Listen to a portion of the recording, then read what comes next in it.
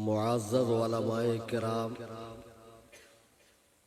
حاضرین بزم، السلام علیکم ورحمۃ اللہ وبرکاتہ۔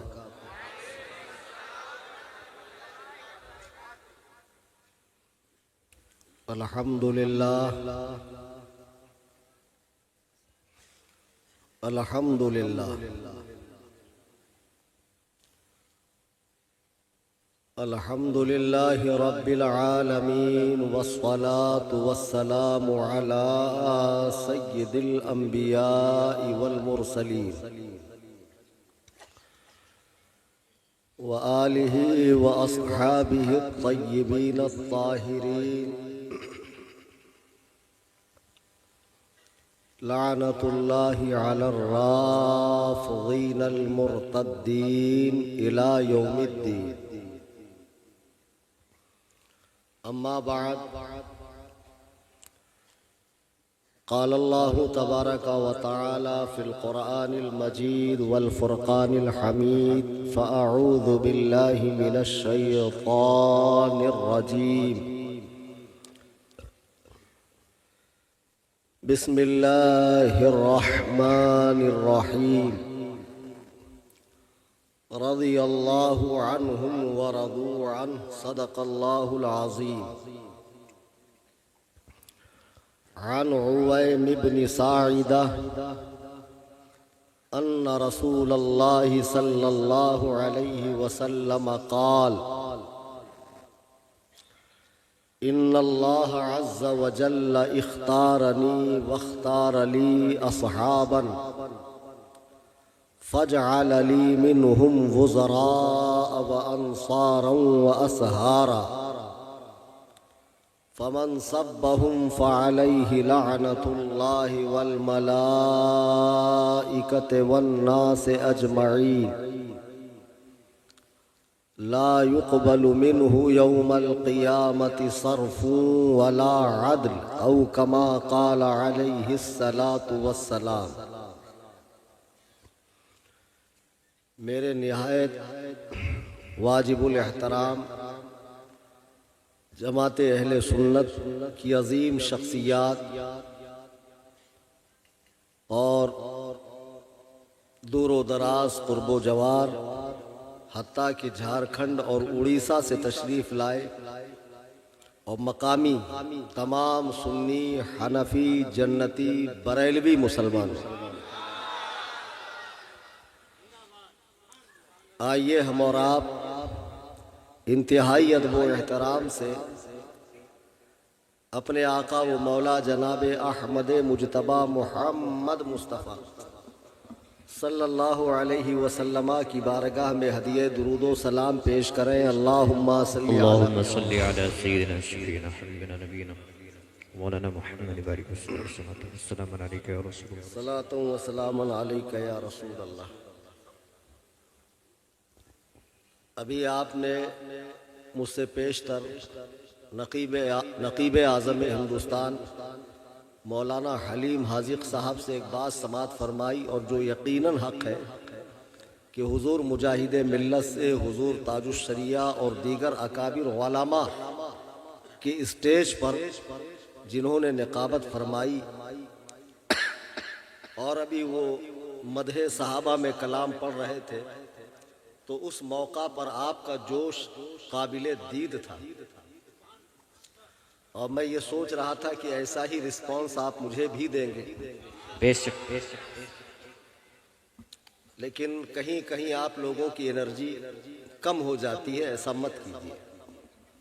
جلسہ کرنے والوں نے بڑی محنت کی، بہت بھاگ دوڑ کی، بہت کوششیں کی، تاریخ لی، تاریخ کنفرم ہو گئی، لیکن 2-4 روز پہلے پھر طبیعت میں کچھ ایسی نقاہت محسوس ہونے لگی اور گلے میں خراش آ گئی، تو میں نے آنے کا سوچا کہ میں نہیں آؤں گا، کینسل کر دوں گا۔ ہمارے عزیز مکرم مولانا مفتی معین الدین صاحب قبلہ، انہوں نے بہت ریکویسٹ کی کہ حضرت آپ صرف تشریف لائیں، اسٹیج پہ بیٹھے، چاہے اپنا چہرہ دکھا دیں، تقریر ہو یا نہ ہو، عوام اسی سے خوش ہو جائے گی۔ سبحان اللہ۔ اچھا، اب یہ انہوں نے فرمایا، یا پھر آپ 10-15 منٹ بول دیجیے۔ یہاں آنے کے بعد معلوم پڑا ایک نہیں دو تقریریں، ایک تقریر میں کر کے آ رہا ہوں۔ ہاں وہاں تو ماشاءاللہ تقریر ہوئی، اور وہاں جو تقریر کی ضرورت تھی، ابھی اسٹیج پہ آنے سے پہلے مولا اشتہار کہاں ہے؟ ابھی یہ امام صاحب، اشتہار ہوتا تو بڑی آسانی ہوتی نام لینے میں بھائی، اور اشتہار میں جتنوں کا نام ہے اتنوں کا لیا جائے تو وہ بھی خوش ہو جاتے، ہاں ماشاءاللہ ہمارا بھی نام لیا گیا۔ مولانا زین الدین حبیبی صاحب، اب چونکہ یہ محلے کے امام ہے تو ان کو زیادہ پتا ہے کہ یہاں ضرورت کیا ہے۔ ہاں مولانا الطاف صاحب بھی ہیں، اچھا ماشاءاللہ صدارت کر رہے ہیں، کلیم حنفی خطابت کر رہا ہے۔ ہاں وہ صاحب تشریف لانا باقی ہے۔ مولانا اظہار النبی صاحب ہے، عبد المصطفیٰ صاحب میرے اسٹیٹ سے ہیں، ممبئی سے، میری سٹی سے۔ بقیہ کے نام لیتا ہوں بعد میں دھیرے دھیرے۔ تو حضرت نے بتایا کہ یہاں کیا ضرورت ہے۔ اب ظاہر سی بات ہے جو جس محلے کا امام ہو اور مسلک اعلیٰ حضرت کا پکا ہو، اور جب وہ جان رہا ہو کہ یہاں یہ مرض بڑھ رہا ہے، تو پھر خطیب کو بھی اس کی رعایت کرتے ہوئے بات کرنی چاہیے۔ اب میں نے اگر ایک ہی تقریر کا رٹا مارا ہو اور اسی میں سارا ملک نپٹا دوں، میں کہا کہ کیا حالات ہے اس سے مجھے کوئی لینا دینا نہیں، جو مجھے آتا میں وہی بولوں گا، تو ایسا نہیں چلے گا۔ لیکن اب دیکھ رہے ہیں کہ ہر طرف رافضیت کے جراثیم دھیرے دھیرے پھیلتے جا رہے ہیں۔ رافضیت ایسا نہیں ہے کہ سال 2 سال 10 سال 5 سال میں پیدا ہوئی ہے، رافضیت عہد صحابہ سے ہے، حضرت عثمان غنی کے دور سے۔ حضرت عثمان غنی کے دور میں جب اسلام پوری شان و شوکت کے ساتھ کرۂ ارض پر پھیل رہا تھا، تو رافضیوں نے، یہودیوں نے دیکھا، مجوسیوں نے دیکھا کہ اسلام کی طاقت کو کیسے توڑا جائے۔ تو ایک شخص مدینے آتا ہے، بظاہر اسلام قبول کرتا ہے، بڑا متقی پرہیزگار، اس کے تقوی طہارت کو دیکھ کر لوگ متاثر ہوتے ہیں۔ حضرت تیسرے خلیفہ مسلمانوں کے حضرت عثمان غنی، ان کی شہادت میں بھی اس کا بڑا رول ہے۔ پھر اس کے بعد تفریق مسلمین کا دور شروع ہوتا ہے، حضرت علی کو صحابہ سے لڑوانے میں، صحابہ کو حضرت علی سے لڑوانے میں، ایک الگ منہج، ایک الگ نظریہ قائم کرنے میں ان مجوسیوں کا، یہودیوں کا ہاتھ تھا، جسے بعد میں شیعت کا نام دیا گیا، اور جسے مسلمان رافضی کہتے ہیں، جو اپنے آپ کو شیعہ کہتے ہیں۔ تو شیعہ اس زمانے سے آج تک ہیں، لیکن اب دیکھنے میں آ رہا ہے جیسے سعودی کے ریال سے وہابیت پروان چل رہی ہے، ایرانی ریال سے ہندوستان میں خانقاہوں کے ذریعے رافضیت پروان چل رہی ہے۔ اب اس میں کوئی شک نہیں ہے کہ ہندوستان کی بہت سی خانقاہوں کے سجادگان، گدی نشین، پیر صاحبان، حتیٰ کہ بہت سے مولوی صاحبان بھی، جن کو تقریر کی دنیا میں یا اسٹیج پر گھاس نہیں ڈالی جا رہی ہے، وہ اپنی دنیا بنانے کی خاطر رافضیت کی بولی بول رہے ہیں۔ مولائیت نام کا ایک نیا ورژن سنیوں کو متعارف کرایا جا رہا ہے۔ مولائی مطلب مولا علی کے چاہنے والے، مولائی بن کر پوری طرح 100% رافضیت کا کام کیا جا رہا ہے۔ اب ہندوستان کی خانقاہوں سے جو رافضیت پھیل رہی ہے، بھولے بھالے سنی مسلمان نسبتیں دیکھ رہے ہیں کہ یہ تو بزرگان دین کے معمولات والے لوگ ہیں، ان کی خانقاہوں میں تو اکابرین کے مراسمات ہو رہے ہیں۔ آپ نے ایک بات پر دھیان نہیں دیا کہ معمولات تو بزرگان دین والے ہیں، عقائد بزرگان دین والے نہیں ہیں۔ ورنہ میرا پیغام الجیلانی نیٹ ورک کی معرفت سے پوری دنیا میں آن لائن سنا جا رہا ہے۔ اب میں نے خدائے وحدہ لا شریک کی قسم، علماء کی موجودگی میں کہہ رہا ہوں کہ میں ہندوستان کا ایک ایسا واحد مقرر ہوں جو اپنی تقریر میں چیلنج بھی دیتا ہوں، اور چیلنج کے بعد میرا فون سوئچ آف نہیں رہتا ہے، آن رہتا ہے۔ اور مجھے اگر ہندوستان میں حق ہے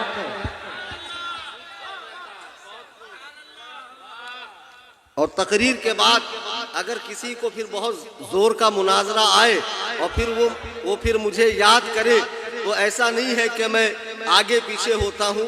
آپ سب اپڈیٹ لوگ ہیں، میرے چینل سے جڑے ہیں، حیدرآباد کے ایک غیر مقلد نے مجھے چیلنج کیا کہ آپ حیدرآباد آ کر مناظرہ کیجئے مفتی معین الدین صاحب اور جو یہاں اپڈیٹ علماء ہے جو روزانہ میری اپڈیٹ لیتے ہیں.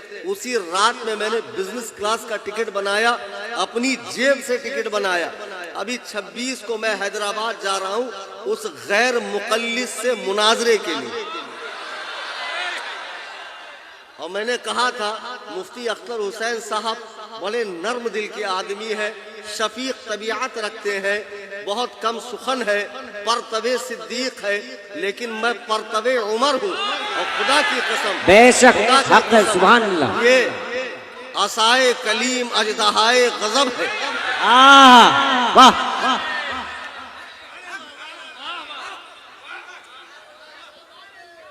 اب جب میں 26 کو حیدرآباد جاؤں گا اور فضیلت الشیخ صاحب جو ڈبل ڈپلوما ہے سامنے تشریف لائیں گے تو خدا کی قسم یہ ان کا پہلا تو مناظرہ ہے ہی, لیکن یہ ان کا آخری مناظرہ بھی ہے. نعرہ تکبیر, نعرہ رسالت, مناظر اہل سنت, مناظر اہل سنت, صوفی کلیم حنفی صاحب قبلہ, عظمت صحابہ و اہل بیت, نعرہ تکبیر, نعرہ رسالت.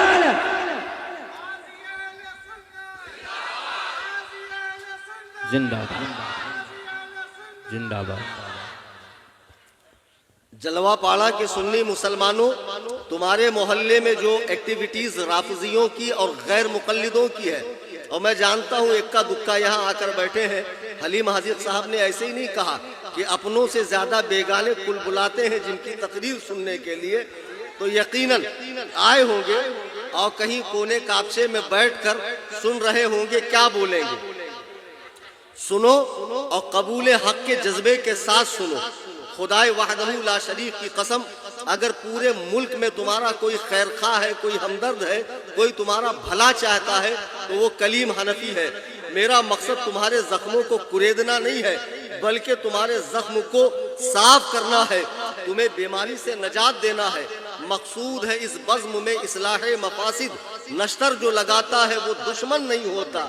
جو بچے آج پیروں کے چکر میں پڑھ کر رافضیت کی بولی بول رہے ہیں یا مولائیت کا نام لے رہے ہیں کہ ہم مولائی ہیں, اور حضرات صحابہ کرام جلیل القدر صحابہ کے حوالے سے جن کی بولی بگڑ رہی ہے, ان سب کے لیے آج کے اس عظیم الشان جلسے سے پیغام ہے. ایک بات یہ اٹھ رہی ہے کہ بھئی کیا ہو گیا بریلویوں کو کہ پورے ہندوستان میں عظمت صحابہ اور بالخصوص امیر معاویہ کے شان میں جلسے کر رہے ہیں. کیا تم امیر معاویہ کو علی کے مقابلے میں لانا چاہتے ہو؟ اللہ کے عزت و جلال کی قسم ہمارے حاشیہ خیال میں بھی یہ بات نہیں ہے کہ ہم امیر معاویہ کو مولا علی کے مقابلے میں لائیں گے. ہم کیسے لائیں گے؟ اعلیٰ حضرت فرماتے ہیں فرق مراتب بے شمار, فرق مراتب بے شمار. مولا علی کے برابر تو امیر معاویہ ہے ہی نہیں, اور ہم لانے کی کوشش بھی نہیں کر رہے. ہم یہ کہہ رہے ہیں کہ جس کے بارے میں اہل سنت کا مذہب یہ تھا کف لسان کیا جائے, زبان کو طعن سے دور رکھا جائے, برائی سے ان کو یاد نہ کیا جائے. آج جب یہ لونڈے لپاڑے جن کا ٹیٹوا دبا دو تو مر جائیں گے, وہ لونڈے اچھا میں تقریر کروں کہ نہیں کروں؟ کریے. تم ہی لوگ کرو, کچھ زیادہ ہی جوش میں بھرے ہوئے ہو یار, یا اتنا زیادہ.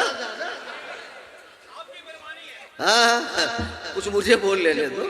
اور تم ایسے وقت میں سبحان اللہ ماشاءاللہ بولتے ہو میری مین بات دب جاتی ہے. درود پاک پڑھیں. اللہم صلی علی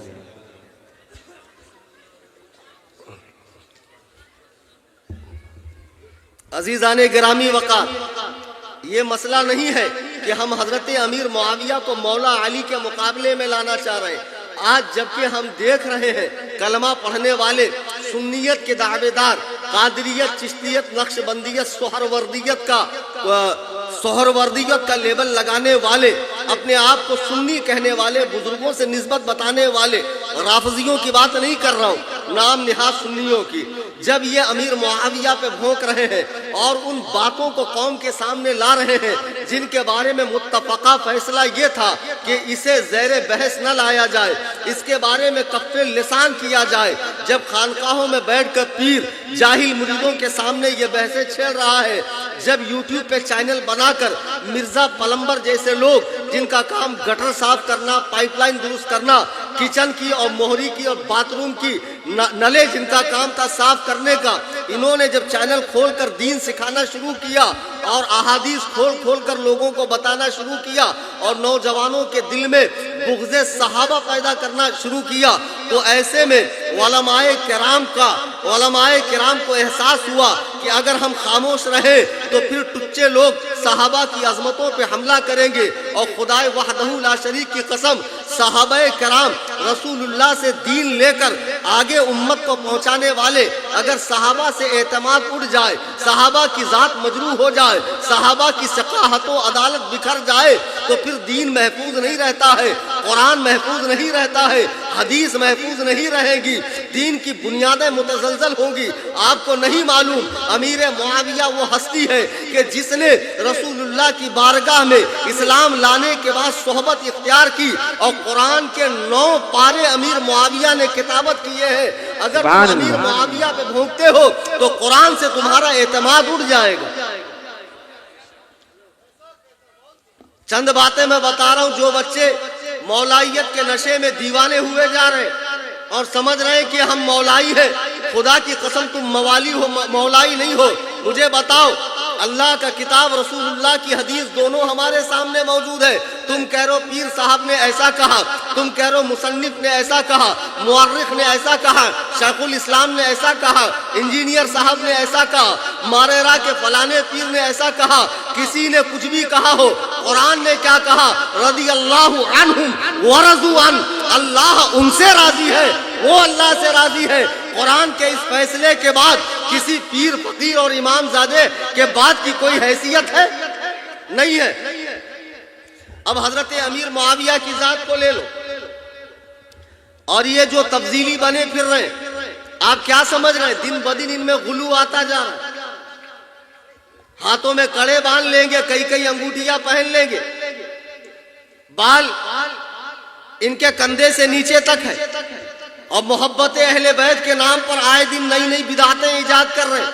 کہیں تو ہر مہینے کی 21 تاریخ کو حضرت علی کا یوم شہادت منایا جا رہا ہے، پھر کہیں عید غدیر کے نام پر نئی عید مسلمانوں میں لانچ کی جا رہی ہے، اور اس میں بھی اللہ کی پناہ دین کا وہ مذاق اڑایا جا رہا ہے۔ محبت اہل بیت کا جھنجھنا دیا یہ بجاتے جا رہے ہیں اور سمجھ رہے ہیں ہم کامیاب و کامران ہیں، اور حضرت علی کو تمام صحابہ پر فضیلت دی تو دی، خلفائے ثلاثہ پر بھی فضیلت دے رہے، اتنا ہی نہیں بلکہ انبیاء علیہم السلام پر بھی فضیلت دے رہے۔ غیر نبی کو نبی سے افضل کہنے والا کافر ہے، جو پیر چاہے کتنی ہی نسبتیں لگاتا ہو، کیسا ہی لحیم و شعیم ہو، چاہے کتنے ہی مریدین کی تعداد رکھتا ہو، اگر وہ مولائے کائنات کو انبیاء سے افضل کہے، اللہ کی قسم وہ کافر ہے، وہ پیر بننے کے لائق نہیں ہے، اس کی بیعت حرام ہے۔ جس نے اس سے مریدی اختیار کی ہے، بیعت کی ہے، وہ پہلی فرصت میں کسی جامع الشرائط پیر سے مرید ہو جائے۔ مولائے کائنات ہرگز انبیاء سے افضل نہیں، اور نہ حضرات شیخین سے افضل ہے ابو بکر و عمر سے، اس پر اہل سنت کا اجماع ہے، اجماع، پوری اہل سنت کا اجماع ہے۔ اب یہ لوگ حضرت علی پہ اتنی فضیلت دے رہے ہیں، اور پھر حضرت امیر معاویہ پر، ان کے والد پر، ان کی والدہ پر اور کچھ صحابہ کو کھلم کھلا بھوک رہے ہیں۔ اور شیعوں کا یہ عقیدہ انہوں نے اپنا لیا کہ جب دنیا سے حضور تشریف لے گئے تو سوائے 7 صحابہ کے تمام صحابہ دین سے پھر گئے۔ تمہاری مائیں تم پر روئیں خبیثو کہ جن کی تربیت وحی الہی کی روشنی میں ہوئی ہو، جنہوں نے رخ والضحیٰ کو دیکھا ہو، زلف واللیل کو دیکھا ہو، آمنہ کے لال کے قدام میں نمازیں پڑھی ہو، آمنہ کے لال کے ساتھ جہاد میں شرکت کی ہو، آمنہ کے لال پر سب کچھ وار دیا ہو، وہ لوگ سرکار کے دنیا سے جانے کے بعد اسلام سے پھر جائیں گے، یہ کسی مسلمان کی بولی نہیں ہو سکتی ہے۔ اور اب تو حضرت امیر معاویہ کو لے کے اتنا زیادہ بغض کہ پیر صاحب بتا رہے ہیں کہ امیر معاویہ کا نام ہی ٹھیک نہیں ہے۔ معاویہ نام کا معنی ہے عربی لغت میں لومڑی کا بچہ یا کتیا کا بچہ، یا وہ کتیا جو اپنے یاروں کے ساتھ مل کر بھونکتی ہے۔ پیر صاحب اگر مدرسے میں گئے ہوتے اور ہماری طرح پڑھے ہوتے تو آپ کو معلوم ہوتا کہ معاویہ نام کے اور کتنے معنی ہے۔ آپ کو صرف 3 معنی معلوم ہے، 15 معنی میں بتاتا ہوں آپ کو کیا ہے۔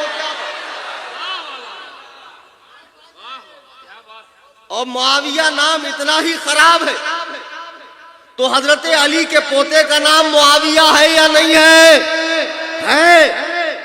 میں شیعی تاریخ سے ثابت کرتا ہوں حضرت علی کے پوتے کا نام معاویہ ہے۔ نبی کریم علیہ السلام کا مزاج تھا کہ بارگاہ اقدس میں جب کوئی اسلام قبول کرنے آتا اس کے نام میں کوئی خرابی ہوتی حضور اس کا نام تبدیل فرما دیتے۔ حضرت عمر کی بیٹی آسیہ آئی، ابو داؤد کی حدیث ہے، اللہ کے نبی نے فرمایا تو آسیہ نہیں ہے، انتی جمیلہ، تو گنہگار نہیں ہے، خوبصورت ہے۔ سرکار کا مزاج تھا برے نام کو بدل کر اچھے نام رکھنے کا۔ جب امیر معاویہ صلح حدیبیہ کے موقع پر ہجری 6 میں اسلام قبول کرنے آئے، فتح مکہ میں اسلام قبول نہیں کیا ہے، صلح حدیبیہ کے موقع پر کیا ہے، تو سرکار نے ان کا نام بدلا کیوں نہیں؟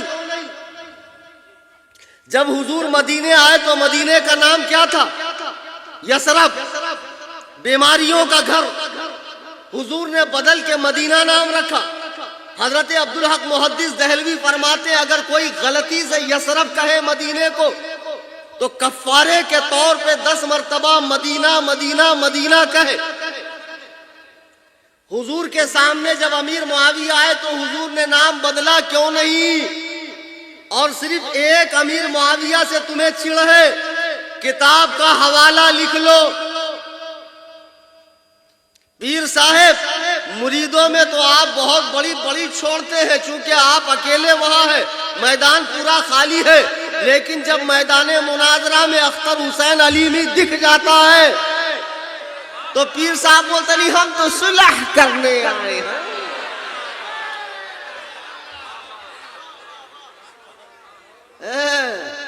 صلح کے علاوہ چارہ کیا ہے پیر صاحب؟ وہ تو بتاؤ، ورنہ وہ بخیا ادھیڑی جائے گی اور وہ کھنگالا جائے گا کہ رہی صحیح ساکھ بھی نکل جائے گی۔ ہم کو مت سکھاؤ تم کتنے قابل ہو۔ اور آج کے دور میں جتنے یہ پونگے پیر گھوم رہے ہیں نا، شیخ سعدی فرماتے ہیں پیر اڑتا نہیں ہے، یہ گدہ الذی مرید اڑا دیتے ہیں۔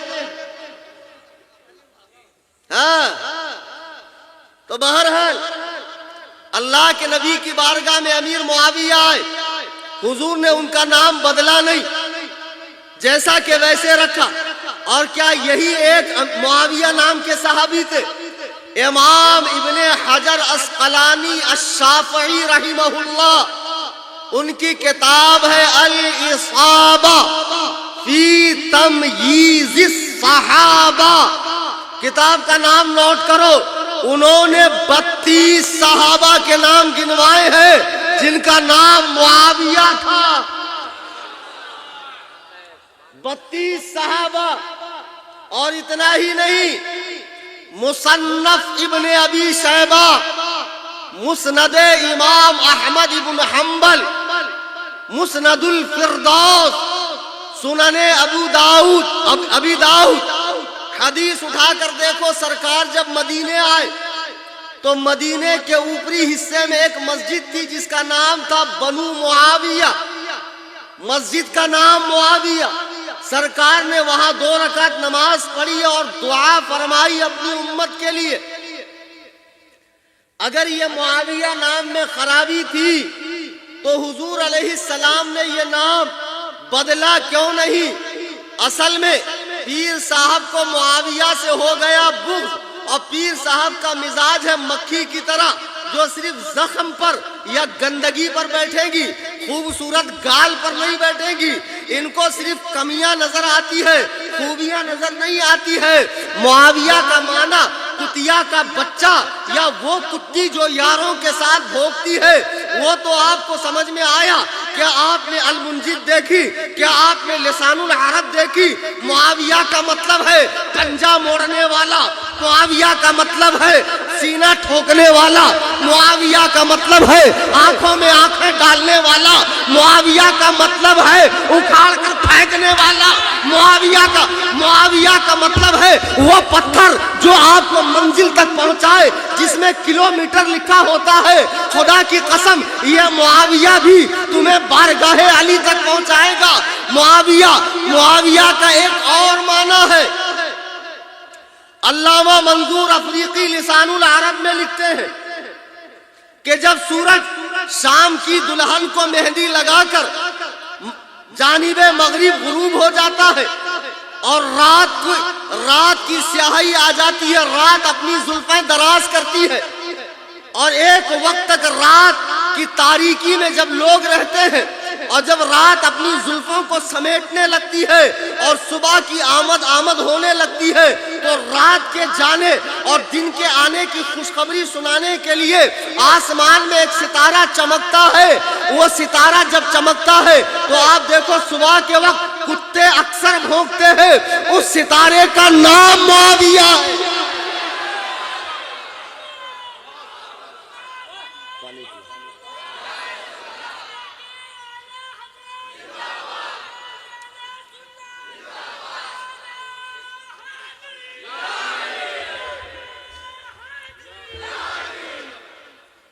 اس ستارے کا نام معاویہ ہے.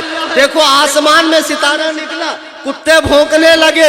ایسے ہی جب ذکر معاویہ آیا، یہ نقلی پیر، یہ اڑیا گڑیا لٹیا چٹیا ٹامک ٹنیا، یہ جتنے پونگے پنڈت ہیں، یہ کرسیوں پہ چلانے والے، یہ شبیر نہیں، یہ کفگیر ہے. بڑا چمچہ یہ رافضیوں کا چمچہ ہے. سن بے حرام خور، یہ کلیم حنفی رضوی تجھے اور تیری پوری ذریت کو چیلنج مناظرہ دیتا ہے. لگا کلکتہ کی سرزمین میں کسی بڑے میدان میں ایک جلسہ اور وہاں سارے ایران کے فضلہ خوروں کو جمع کر امام احمد رضا کے در کا یہ غلام تنہا آئے گا اور انشاءاللہ پوری رافضیت کو ناکو چنے چبوائے گا.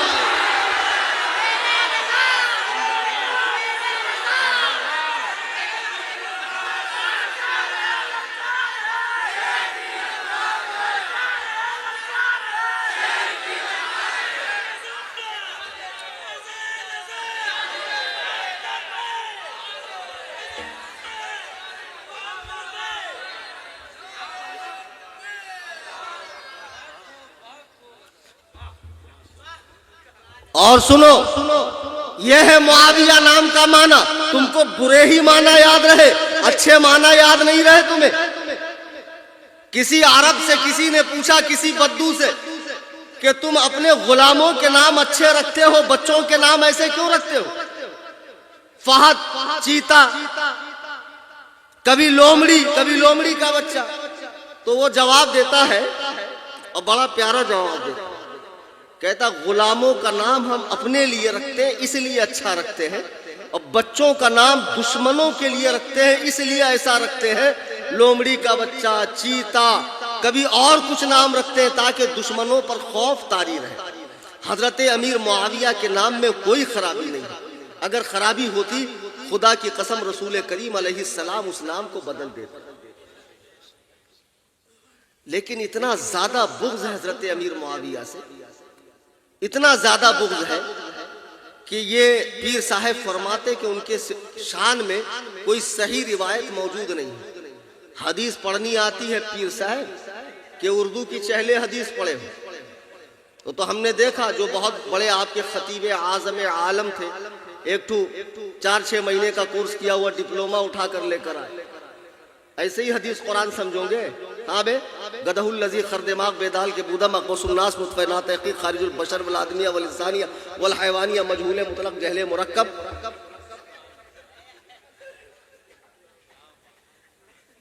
ایسے ہی حدیث قرآن سمجھو گے؟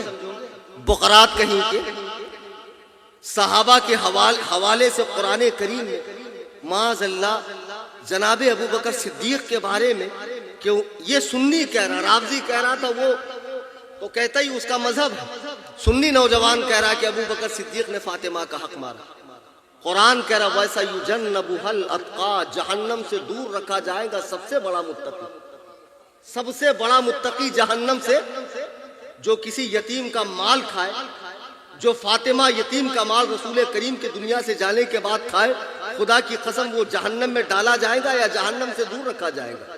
قرآن کہہ رہا ابو بکر کے بارے میں وَسَيُجَنَّبُهَا الْأَتْقَى، جہنم سے دور رکھا جائے گا سب سے بڑا متقی۔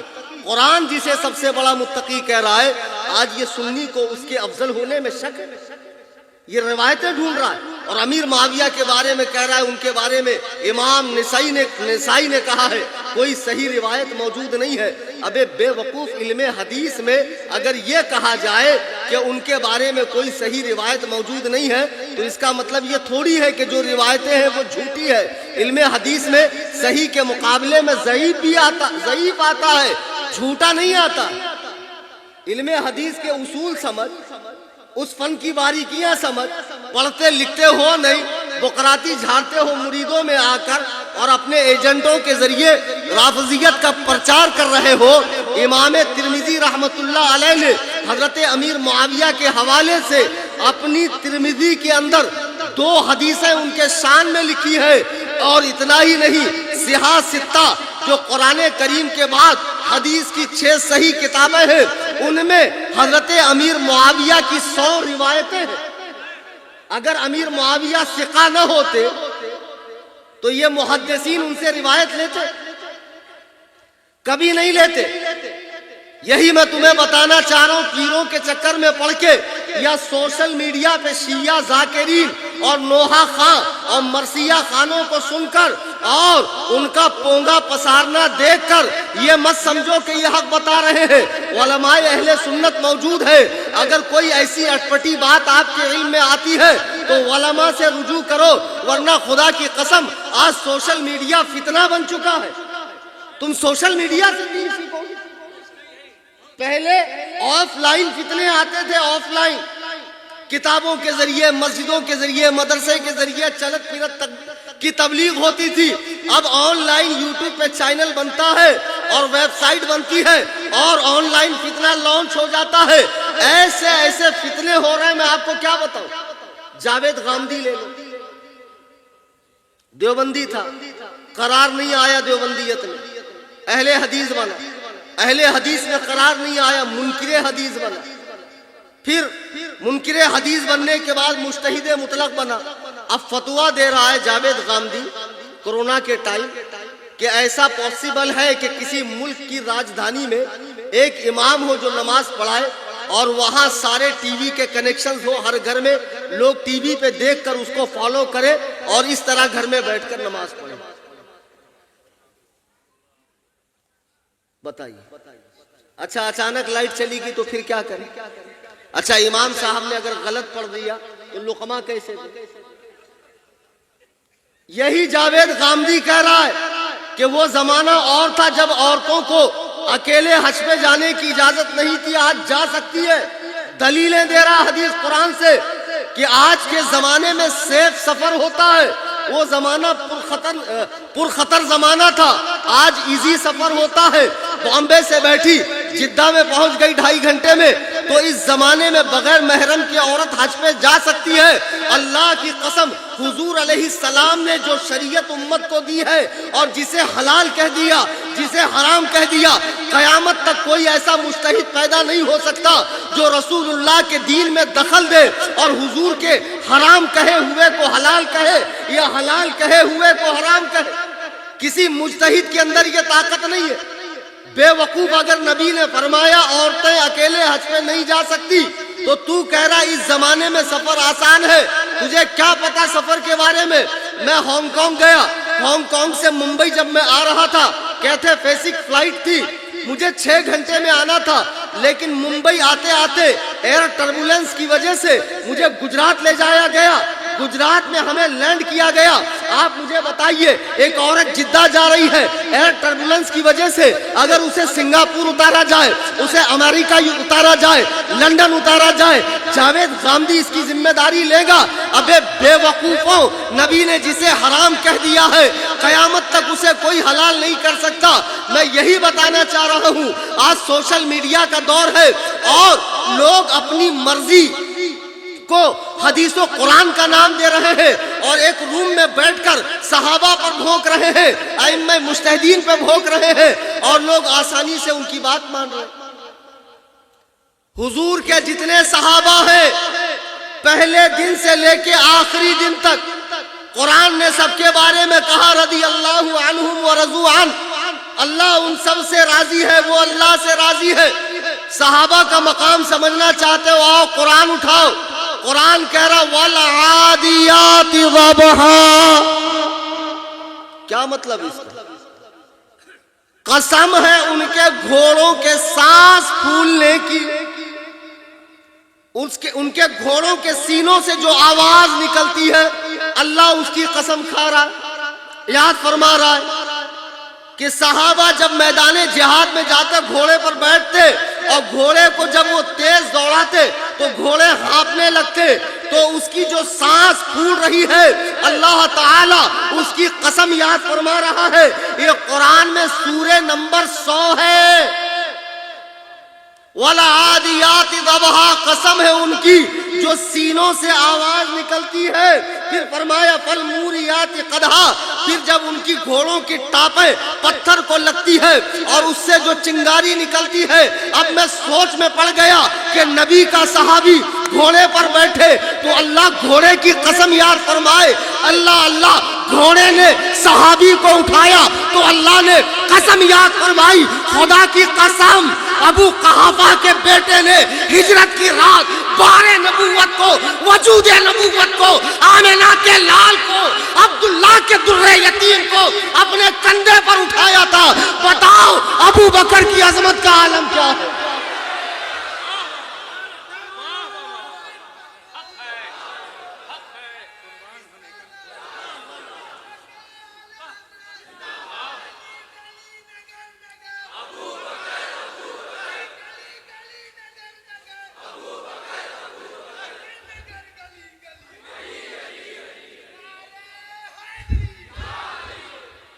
تم ہوتے کون ہو؟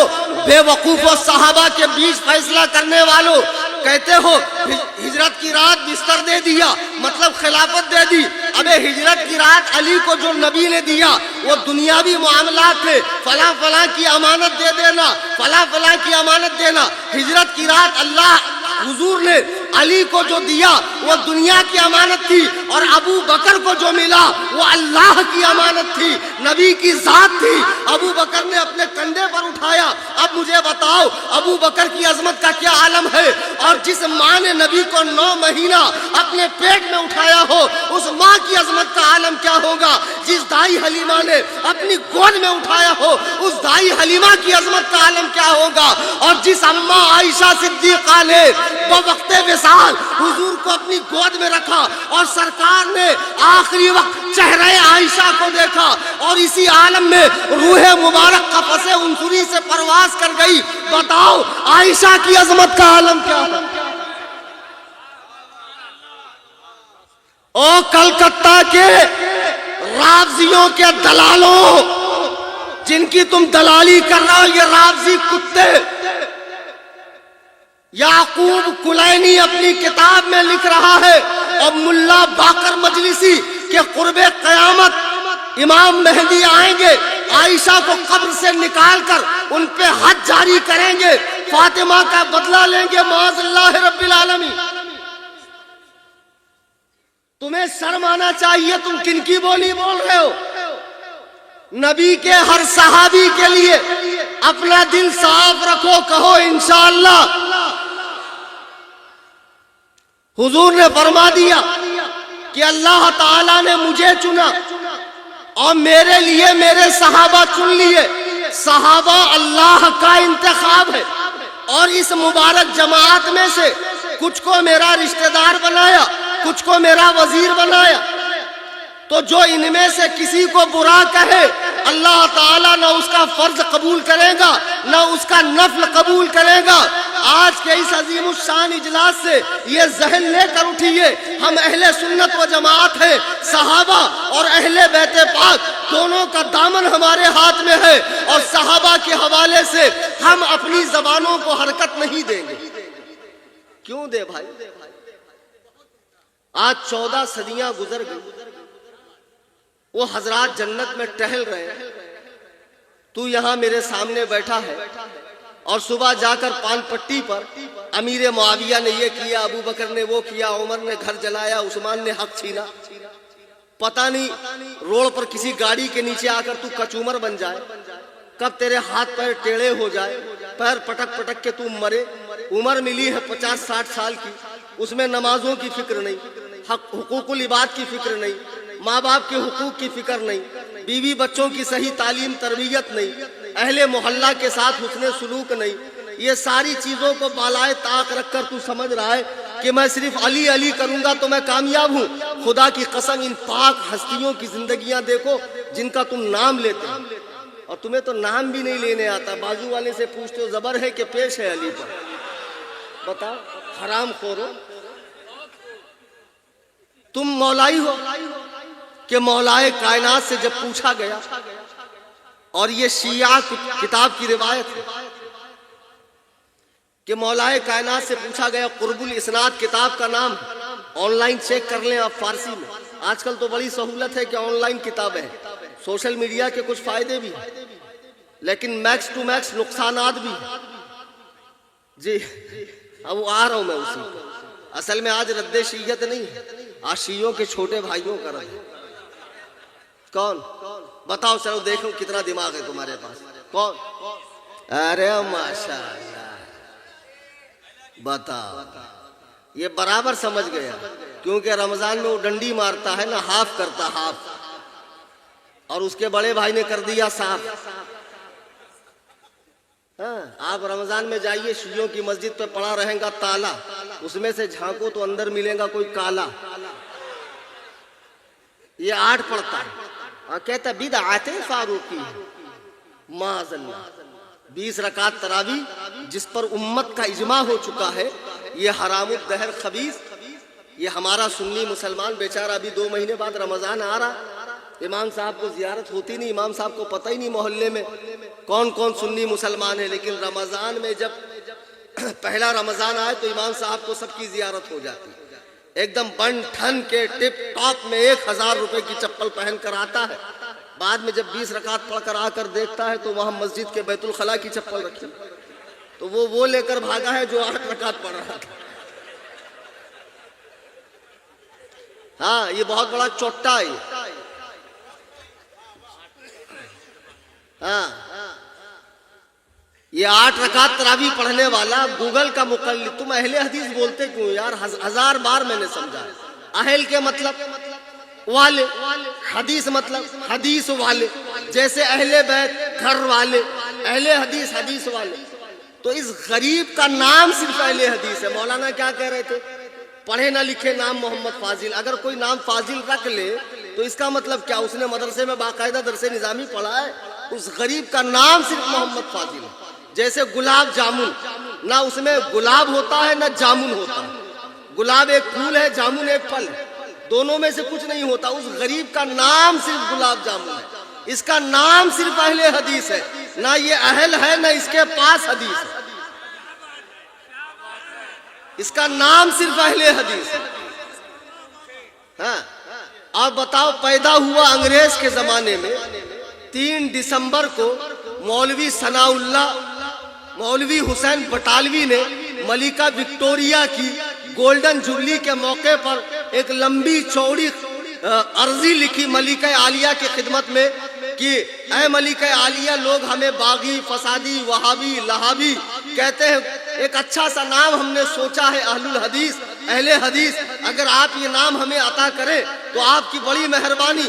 تو 3 دسمبر کو ملکہ وکٹوریہ نے انگلینڈ میں مہر ماری، ٹھیک ہے آج سے ان عقل کے یتیموں کو ایک نام ہم نے دے دیا، وہ نام ہے اہل حدیث۔ اچھا ایک بات دیکھو، اللہ تعالیٰ باطل کو مار کیسے دیتا ہے؟ آپ کو پتا 3 دسمبر کون سا دن ہے؟ ورلڈ ہینڈی کیپ ڈے، یعنی جس دن ہاتھ پیر سے معذوروں کے لیے ہمدردی کا دن ہے نا، ہاتھ پیر سے معذور لوگوں کے لیے ہمدردی جتانے کا دن، ٹیچرز ڈے، ویلنٹائن ڈے، ایسے ڈے ہوتے نا، ورلڈ ہینڈی کیپ ڈے ہے 3 دسمبر کو، اور اسی دن دماغ سے پیندل لوگوں کو اہل حدیث نام ملا۔ اچھا، نام دیا انگریزوں نے، اب اس کے بعد یہ دیکھو الماری سجا کر بیٹھا ہے، کمثل یحمل اسفارا، قرآن نے کہا گدھے کے اوپر کتاب رکھ دو، تو اس کا مطلب یہ تھوڑی کہ اس کے اندر لکھے ہوئے مضمون سے وہ واقف ہے، اس کا کام تو صرف ڈھونا ہے۔ یہ بڑکی الماری رکھا ہے، سعودیہ چلا گیا، جھاپک جھوا داڑھی رکھ لیا، وہاں سے بھوجپوری عربی سیکھ لیا، عین قاف ہا، ہم نے سعودی میں نہیں دیکھا۔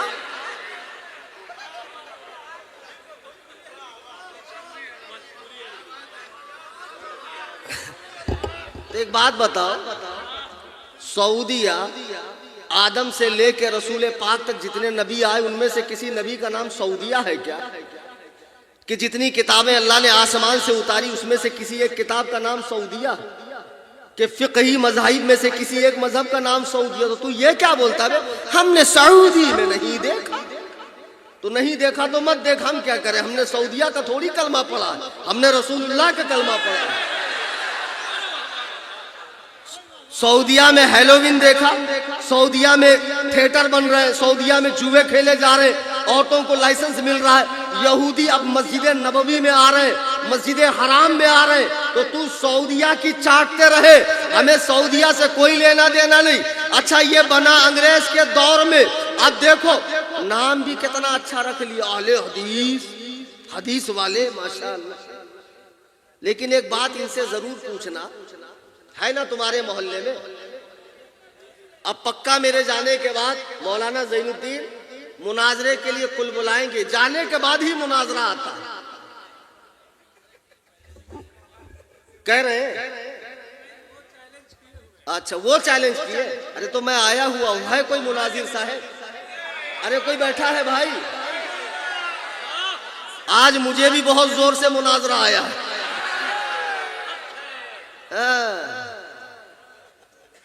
ایسا کچومر بناؤں گا بیٹا، پھر مناظرے کا نام ہی نہیں لوگے۔ تم سے 50 بار کہا میں نے، میں مفتی اختر صاحب کی طرح نرم دل آدمی نہیں ہوں، ہاں، مذہب و مسلک کے بارے میں کوئی رعایت نہیں ہے، ہاں۔ تو بہرحال اب دیکھو، یہ پیدا ہوا انگریز کے دور میں، اب پیدا ہونے کے بعد نام رکھ لیا اہل حدیث۔ اب جنہوں نے حدیث کا انکار کیا وہ بن گئے اہل قرآن، معاذ اللہ رب العالمین، یعنی فقہ کا انکار کرنے والے اہل حدیث اور حدیث کا انکار کرنے والے اہل قرآن، اور دونوں ایک نمبر کے جاہل جپٹ، کالج کے لونڈے، اردو بھی ہجے کر کے پڑھیں گے۔ ایک صاحب میرے پاس آئے، بولے آپ سے مناظرہ کرنا ہے، تو میں نے کہا ابھی فوراً، بولے فل فور کرنا ہے، ابھی کرنا ہے، اور میں بھاگنے نہیں دوں گا، میں چھوڑوں گا نہیں، کوئی 2-4 رٹی رٹائی باتیں فصیح الدین صاحب کی طرح۔ تو میں نے کہا بیٹھو، تو بولے دیکھیے کام کیجئے، پہلے تو آپ مجھے وائی فائی دیجئے۔ تو میں نے کہا مناظرے کا وائی فائی سے کیا لینا دینا؟ تو بولے میرے موبائل میں ریچارج ختم ہو گیا ہے، آپ نیٹ کا کنیکشن دیجئے، ابھی میں نکالوں گا ساری حدیث اور ساری دلیلیں۔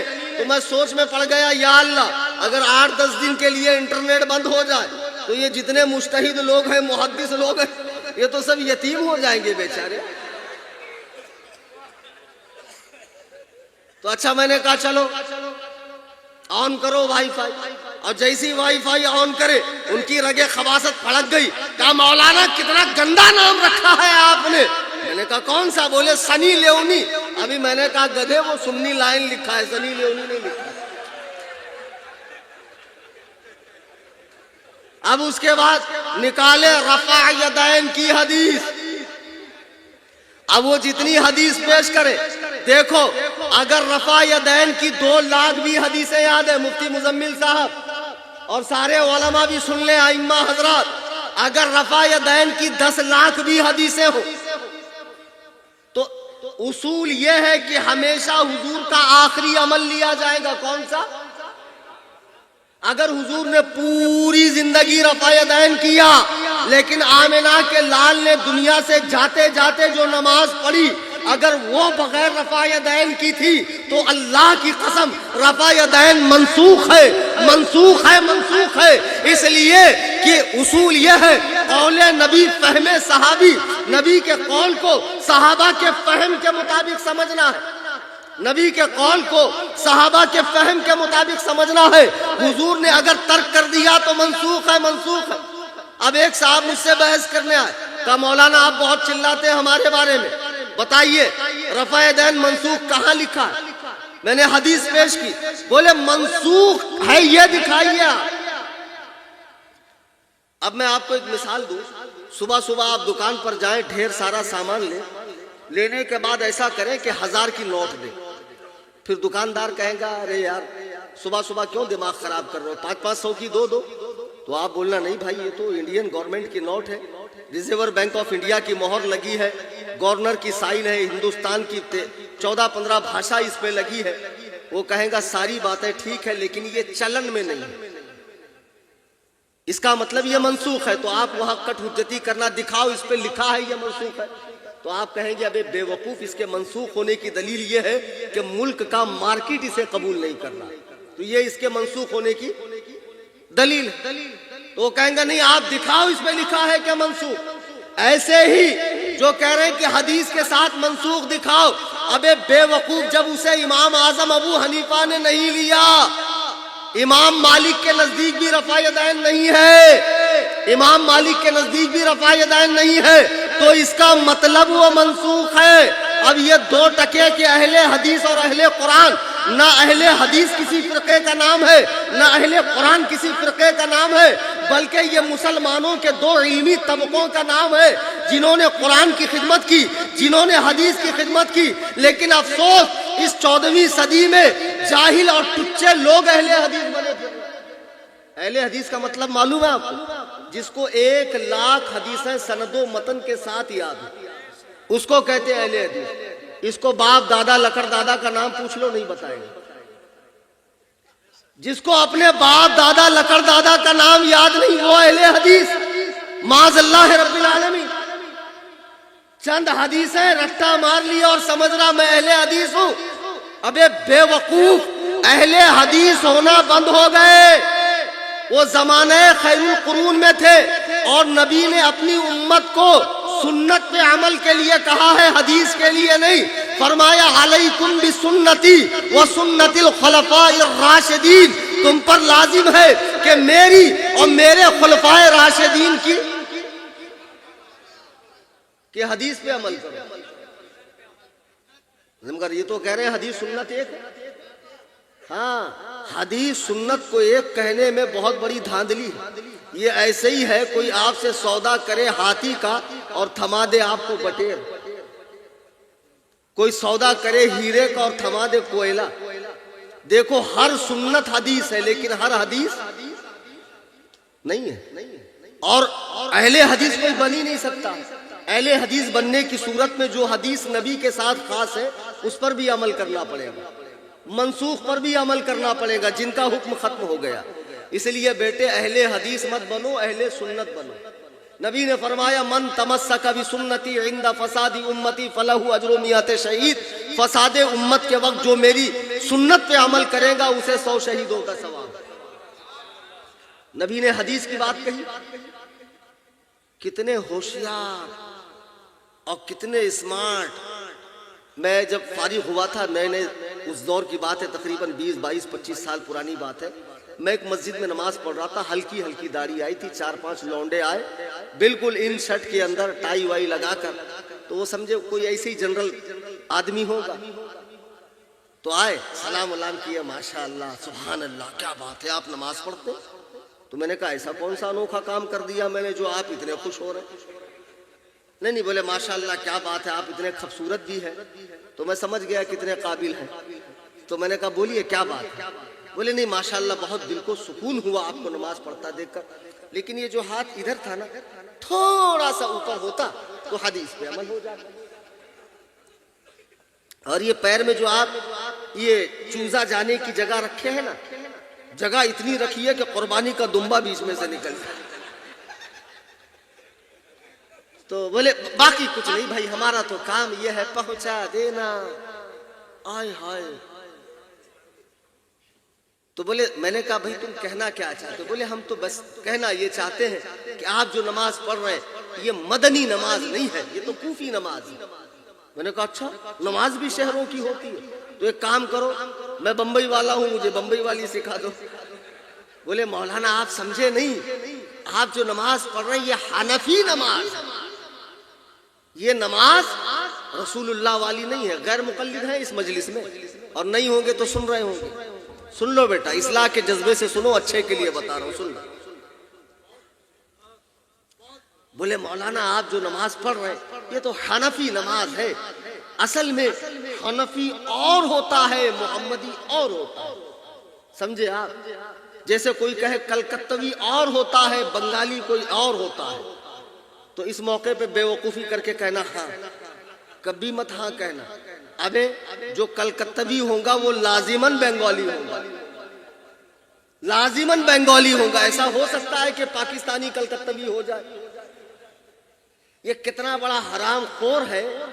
ملکہ وکٹوریہ کا ناپاک دودھ پی کر پلنے بڑھنے والا، بتاؤ حنفی کو محمدی سے لڑا رہا ہے، حنفی کو محمدی سے لڑا رہا ہے. ابے بے وقوف، تم کو اتنی سمجھ نہیں ہے کہ حنفی چھوٹی نسبت ہے، محمدی بڑی نسبت. خدا کی قسم جو حنفی ہے وہ یقیناً محمدی ہے. اب تو میں تمہیں اور ایک بات بتا دوں، سب حنفی ہو نا، دونوں ہاتھ اٹھا کر کہو یا امام اعظم. ہاں اب فخر کرو امام اعظم کو. دیکھو فقہ حنفی جو ہے نا، رسول اللہ علیہ السلام کے شاگرد کون؟ عبداللہ ابن مسعود. اچھے سے دماغ میں بٹھا لو، گرا باندھ لو، آدھے مناظر بن جاؤ. کل سے غیر مقلدوں کا جینا حرام کرو، حرام خوروں کا جینا حرام کر دو. یہ مت سمجھو یہ پڑھے لکھے ہوتے، ان کو صرف گاڑا گاڑا عین ہا قاف نکالنا آتا ہے. یہ مخارج کے قطب مینار پہ کھڑے ہو کر اعضائے بدن کو حرکت دے کے عین ہا قاف نکال سکتے ہیں. اندر سے پورے خالی ہیں، اندر سے پورے خالی ہیں، کچھ بھی نہیں آتا جاتا. اور جتنا علم ان کے پاس ہے وہ تو ہمارے بطور زکات دیا ہوا ہے، بطور. ارے یار چلو میں کھڑے ہو کر تمہیں بتاتا ہوں، تقریر کرتا ہوں اچھا قاعدے سے.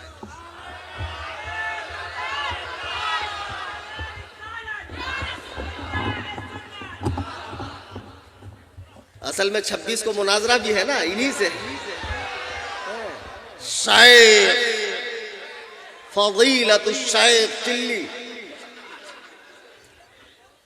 ان کی پوری جماعت کے پاس جتنا علم ہے نا وہ 100 میں سے 2.5% حنفیوں سے بطور بھیک ملا.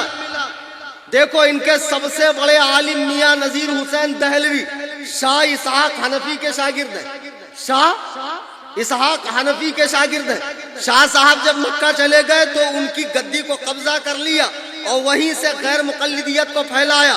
انہی کا شاگرد ہے مرزا غلام قادیانی. مرزا غلام قادیانی حنفی نہیں تھا، غیر مقلد سے نبی ہونے کا دعویٰ کیا. ساری باتیں ریکارڈ ہو رہی، انٹرنیٹ پہ جا رہی ہے. صحیح بات ہے کہ نہیں اڑیسہ والے؟ ہاں اب سنو. پھر ان کے بہت بڑے عالم ثناء اللہ امرتسری دارالعلوم دیوبند سے پڑھا ہوا، دارالعلوم دیوبند فقہ حنفی پڑھاتا ہے. ان کا آج بھی بہت بڑا عالم معراج ربانی براؤ شریف حنفی بریلوی مدرسے کا پڑھا ہوا. اور ان کا ایک بہت بڑا عالم جلال الدین قاسمی ہندوستان میں یہ دارالعلوم دیوبند کا پڑھا ہوا ہے. یعنی ان کو جتنی علم کی بھیک ملی ہے وہ سب حنفیوں سے ملی ہے. بھیک ہم سے لی اور ہم ہی کو غرانے لگے، واہ تیرا کھائیں تیرے غلاموں سے الجھے ہے منکر عجب کھانے غرانے والے. کہتے حنفیت اور ہے محمدیت اور ہے، حنفی اور ہے محمدی اور ہے. رسول اللہ کے شاگرد ہے عبداللہ ابن مسعود. جب یہ کوفہ آئے تو آج مجھے بھی لوگ کہتے ہیں کوفی کلیم کوفی کلیم، میں نہیں چڑھتا. ارے اس میں چڑھنے کی بات کیا ہے؟ حضرت عمر کے ارشاد پر ہجری 17 میں سعد ابن ابی وقاص نے کوفہ شہر کی بنیاد رکھی. کوفہ میں 1500 صحابہ تشریف لائے اور میرا امام اعظم ابو حنیفہ کوفہ میں پیدا ہوا. مجھے کوئی ٹینشن نہیں, صوفی کی جگہ کوفی کہو. تو میں عرض یہ کر رہا تھا, عبداللہ ابن مسعود کوفہ آئے, تو کوفہ جب آئے تو رسول اللہ سے علم کس نے لیا؟ عبداللہ ابن مسعود سے. عبداللہ ابن مسعود سے کس نے لیا؟ علقمہ نے. علقمہ سے علم کس نے لیا؟ ابراہیم نخعی نے. ابراہیم نخعی سے علم کس نے لیا؟ حماد نے. حماد سے علم کس نے لیا؟ امام اعظم ابو حنیفہ نے. امام اعظم ابو حنیفہ کی گدی پہ کون بیٹھا؟ محمد بن حسن الشیبانی بیٹھے. اب مجھے بتاؤ کہ فقہ حنفی یہ الگ کیسے ہوئی؟ یہ شروع بھی محمد سے ہے, یہ ختم بھی محمد پر ہے. فقہ حنفی اول سے آخر تک فقہ محمدی. نہیں سمجھے نا؟ تو ہماری فقہ کی کتاب ہے در مختار, اور ایک ان کی ہے نزول الابرار, جس میں لکھا ہے ٹھنڈی کا زمانہ ہے, صبح صبح آپ مسجد میں گئے, آواز نہیں آئی لیکن نکل گئے.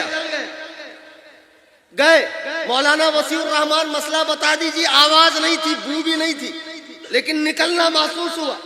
تو حضرت نے کہا کچھ نہیں, وضو کرنا پڑے گا. وہ بیٹھا ہے دین میں آسانی پیدا کرنے کے لیے. جب اس نے تراویح کو ہاف کر دیا, قربانی کو 4 دن کر دیا, منورنجن کے لیے عورتیں مسجد میں لے کر آؤ, جتنی آسانی ہے سب وہی ملیں گی. حدیث میں نہیں ہے, حدیث میں نہیں ہے, حدیث میں نہیں ہے. لوگ بھی خوش, خاموخواہ کیوں ہم تکلیف اٹھائے جب حدیث میں ہے ہی نہیں. ایک عورت تھی, سینے میں درد محسوس ہوا, تو اپنے سہیلیوں سے کہا رے بہت درد ہو رہا, کیا کریں؟ تو بولے جاؤ ہارٹ کے ڈاکٹر کے پاس, بہت بڑے ڈاکٹر ہیں, وہاں جاؤ تمہارا علاج ہوگا. گئی ڈاکٹر کے پاس, تو کہا میرے دل میں درد ہو رہا ہے. تو اس نے کہا بیوقوف, تم کو کس نے کہا عورتوں کو دل ہوتا ہے؟ عورتوں کو دل ہوتا ہے؟ بالکل نہیں ہوتا عورتوں کو دل. ایک دم خوش, ارے جب دل ہوتا ہی نہیں ہے تو ہارٹ اٹیک کا خطرہ کا, جب دین میں ہائی نہیں تو ہم کریں کیوں؟ دعا ضروری نہیں ہے. اتنے فاسٹ مسجد میں آئیں گے, 25 لوگ کھڑے ہوتے ہیں ایک صف میں. اب یہ جب کھڑا ہوا تو 11واں نہیں کھڑا ہو سکتا. ٹوپی ضروری نہیں ہے. بخاری کی حدیث ہے, عمرو ابن سلمہ نے بغیر پاجامے کے نماز پڑھائی. جی ہاں, اور صحابہ نے نماز کو دہرایا نہیں. تو بیٹے آپ کو اتنا ہی معلوم ہے ٹوپی ضروری نہیں ہے. کلیم حنفی سے سن لو, بخاری کی 16 آنے صحیح حدیث ہے, پاجامہ بھی ضروری نہیں. آپ تو اہل حدیث ہو نا, آپ کو تو حدیث پہ عمل کرنا چاہیے. ہم تو سنت والے, ہم تو اسی حدیث پہ عمل کریں گے جو بخاری میں 4 حدیثیں ہیں کھڑے ہو کر استنجا کرنے کی, بیٹھ کر کرنے کی ایک بھی نہیں ہے. لیکن سنت کون سا, کھڑے رہ کے کرنا کہ بیٹھ کے؟ تو ہم سنی ہیں, ہم بیٹھ کے کریں گے. لیکن کل سے اگر کوئی بھی جلوہ پاڑا کا اہل حدیث بیٹھ کر پیشاب کرے, کان پکڑ کر اٹھاؤ حرام خور, یا تو دکھا دے کہ بیٹھ کے پیشاب کرنے کی حدیث بخاری میں, یا ہم سے دیکھ لے کھڑے رہ کر پیشاب کرنے کی بخاری میں حدیث. تو اہل حدیث ہے تو حدیث پہ عمل کر. اور حدیث سنت ایک چیز بالکل نہیں ہے. تو میں عرض یہ کر رہا تھا کہ بڑی آسانی ڈسکاؤنٹ پہ ڈسکاؤنٹ دیتے جا رہے. مولانا سے مسئلہ پوچھا گیا کہ حضرت بہت ٹھنڈی لگ رہی ہے, وضو کا من نہیں کر رہا, کچھ گنجائش تھوڑی بہت, نذرانہ بڑھا دیتا ہوں. مولانا کہیں گے بے کم بخت میں آلو بیچوں گا, ٹماٹر بیچوں گا, دین نہیں بیچوں گا. وضو کرنا پڑے گا, وضو کرنا پڑے گا. لیکن وہاں فرما رہے جب تک بم کی طرح نہ پھوٹے وضو نہیں ٹوٹتا. بڑا مضبوط واٹر پروف وضو ہوتا ہے غیر مقلدوں کا. ہاں بھائی, ان کا مسئلہ منی کھانا پاک ہے تو منی کسٹرڈ کھلائیے شیخ صاحب کو, منی کسٹرڈ بنا کر کھلاؤ. بڑی آسانی, بڑی چھوٹ دین کے اندر. قربانی 4 دن, چلو 4 دن کیا تو کیا. بڑے جانور میں 7 حصہ, چھوٹے میں ایک ہی ہوتا ہے. لیکن فرماتے نہیں. جماعت غربائے اہل حدیث کے اماموں پیشوا مفتی عبدالستار دہلوی فتاوی ستاریہ میں نیٹ پر دیکھو کہ پورے گھر کی طرف سے اگر ایک مرغی بھی ذبح کی گئی تو قربانی ہو گئی. اس سے بھی زیادہ ڈسکاؤنٹ. لوگوں کو کھینچنا ہے, جماعت بڑھانا ہے, سعودیہ میں دکھانا ہے. تو بولے ایک انڈا بھی اگر پورے گھر کی طرف سے قربان کیا گیا تو قربانی ہو گئی۔ تو ایک جگہ میں تقریر کر رہا تھا ہمارے دیہات میں، تو میں نے کہا یار بکرے کا منہ تو قبلے کی طرف کرتے، انڈے کا منہ کہاں کرے؟ بکرے میں 3 حصہ ہوتا، انڈے میں کیا کرے؟ بکرے کی دعا ہوتی ہے، انڈے کی دعا۔ تو ایک بڈھا اٹھا بولتا مولانا دعا ہے نا اس کی، آپ کو نہیں معلوم؟ میں نے کہا کون سی دعا؟ بولے گول گول انڈا، نہ جانو مادہ نہ جانو نر، بسم اللہ اللہ۔ بتاؤ، اہل حدیثوں نے انڈے کی قربانی جائز کر دی تو لوگوں نے دعا کر لی۔ آسانی ڈسکاؤنٹ ہے نہیں، حدیث میں نہیں ہے، صحیح حدیث میں نہیں، ماشاءاللہ صحیح ستہ میں نہیں ہے، صحیحین میں نہیں ہے۔ اب بیٹھا رہے گا لائبریری میں ڈھیر ساری کتابیں اور سنی دیکھ کے ڈر جاتا ہے، آپ کیا سمجھے؟ ارے گدھے کے پیٹھ پہ کتاب، یہ صرف کتابیں الماری میں رکھ کے تقلید کا انکار کر رہا ہے۔ اس حرام خور کو یہ نہیں معلوم کتابوں کے لکھنے والوں کے گلے میں بھی تقلید کا پٹا تھا، ان کتابوں کے لکھنے والوں کے گلے میں بھی۔ تھوڑی دیر اجازت ہے نا بولنے کی؟ یہ بہت دیر نہیں بولوں گا۔ جیسن توہار ملیدہ ویسن ہمار فاتحہ، سمجھے کہ نہیں سمجھے؟ تو بہرحال اب دیکھو بیٹھا ہوا ماشاءاللہ بہت ہوشیار، بہت چتر، سنی بچے کو پکڑیں گے، خلل ڈالیں گے۔ دیکھو میرے پاس تو حدیث ہے، ایسے ہاتھ باندھنا چاہیے، رفع یدین کرنا چاہیے، آمین چلانا چاہیے، فاتحہ خلف الامام، امام کے پیچھے سورہ فاتحہ پڑھنا چاہیے، انگلی کو بار بار یوں کرنا چاہیے۔ آپ کے پاس کچھ ہے بتائیے تاکہ ہماری اصلاح ہو جائے۔ اعلیٰ حضرت فرماتے ہیں شہد دکھائیں زہر پلائیں، قاتل ڈائن شوہر کو، اس مردار پہ کیا للچانا، دنیا دیکھی بھالی ہے۔ اب یہ آتا ہے امام صاحب کو پوچھتا ہے، امام صاحب کے پاس ٹائم کم رہتا، پروگرام بہت اٹینڈ کرنے ہیں، مدرسہ پڑھانا ہے، دکھا دیتے ہیں باہر شریعت سے۔ پھر وہ جاتا ہے، دیکھو باہر شریعت، ارے وہ شریعت کے باہر کا دکھا دیجئے تم کو، شریعت کے اندر کا ہم دکھائیں گے۔ تو باہر شریعت کا مطلب شریعت کے باہر ہوتا ہے بے گدہ الذی۔ اب اس کو حدیث کا چسکا لگا، حدیث میں آپ سمجھتے ہیں یہ بہت بڑا عامل بالحدیث ہے، خدا کی قسم ایسا نہیں ہے۔ جتنی کتابیں اس نے رکھی ہے نا، یہ سب کے سب مقلدوں کی کتابیں ہیں۔ اچھا ایک بات میرے سمجھ میں نہیں آتی، غیر مقلدوں سے پوچھو یار، تم کہتے ہو اللہ نے 2 ہاتھ دیا، 2 چیزیں حدیث قرآن، 2 آنکھ دی ہے، ایک سے قرآن دیکھو ایک سے حدیث، 2 کان دیے ایک سے قرآن سنو ایک سے حدیث، 2 پیر دیے ایک سے قرآن کی طرف چلو ایک سے حدیث کی طرف، زبان تو ایک ہی دی ہے، اس کا کیا کرے؟ اماموں پہ بھونکے؟ اچھا چلو، جب حدیث قرآن کافی ہے تو تمہارے مولوی نے ڈھیر ساری کتابیں کیوں لکھی؟ نزول الابرار، فتاوی ستاریہ، فتاوی علماء اہل حدیث، فتاوی ثنائیہ، ڈھیر ساری کتابیں تمہارے مولویوں نے کیوں لکھی؟ جب حدیث قرآن کافی ہے تو تمہارے مولوی کتاب کیوں لکھتے ہیں؟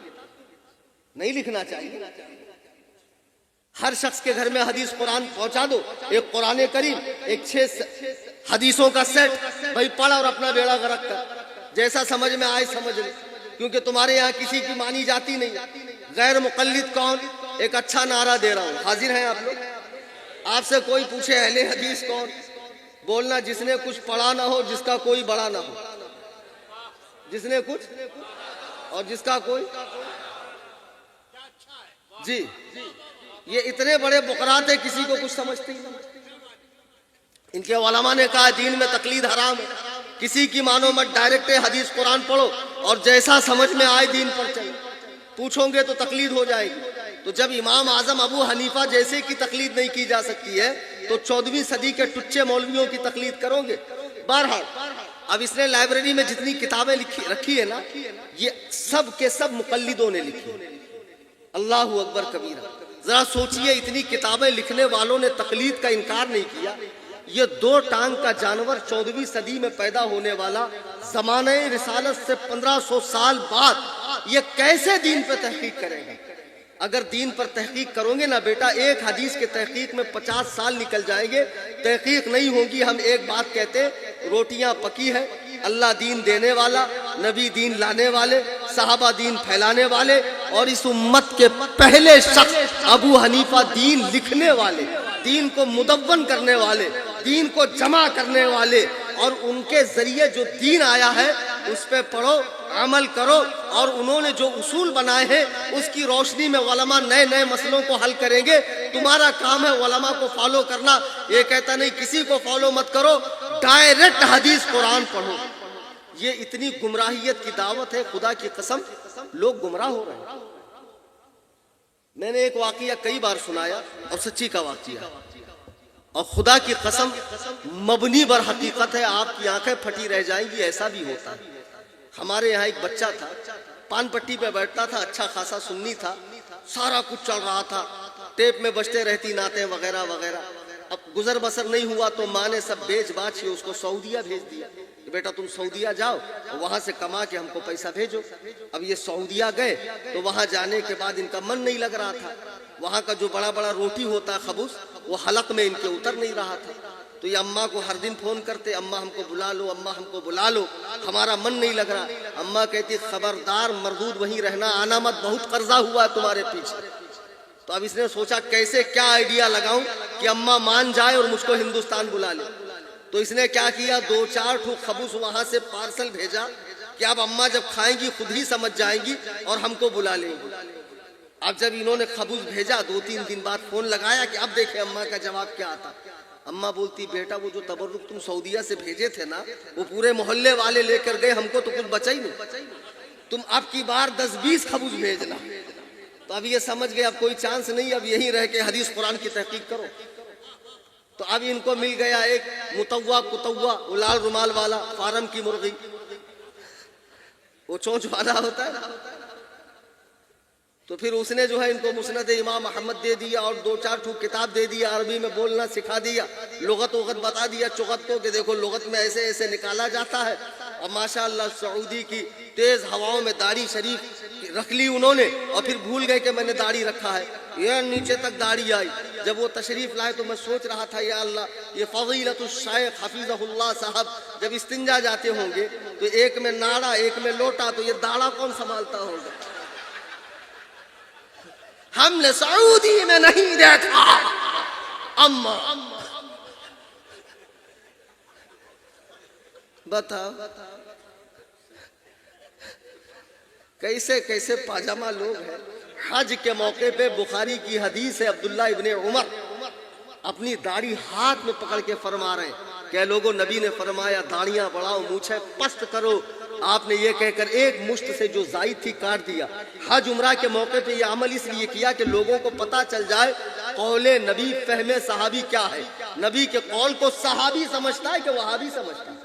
یہ 3 میل کا یہود چھاپ داڑھا رکھ لیے، اب وہاں سے آئے، اب ماشاءاللہ ماتھے پہ شامی کباب بھی ہے اور چغت کا منہ نظر ہی نہیں آ رہا، یہاں سے جو بال اگے اس کے، یہ یہاں سے آنکھ کے نیچے سے کچھ دکھ ہی نہیں رہا، ذرا سے ہونٹ دکھ رہا ہے، ناک دکھ رہی، آنکھ دکھ رہی، اتنی سی پیشانی وہ بھی پوری کالی ہو گئی۔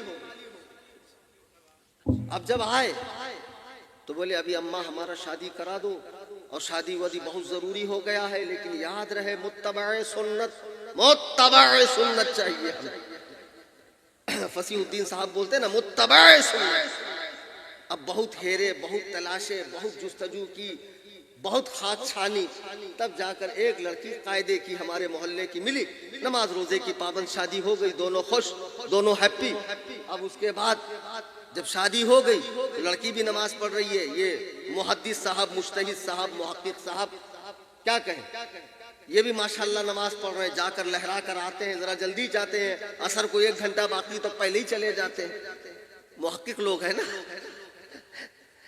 آ جاتے ہیں، پھر دیکھ رہے ہیں خاتون نماز پڑھی۔ ایک دن عورت نے نماز نہیں پڑھا تو محقق صاحب کی طبیعت تھوڑی اوپر نیچے ہو گئی، نماز نہیں پڑھی ظہر کی، تو کہا دیکھتے ہیں عصر میں۔ پھر جب یہ عصر جلدی پڑھ کے آئے دیکھا انہوں نے عصر نہیں پڑھی، پھر دیکھا مغرب نہیں پڑھی۔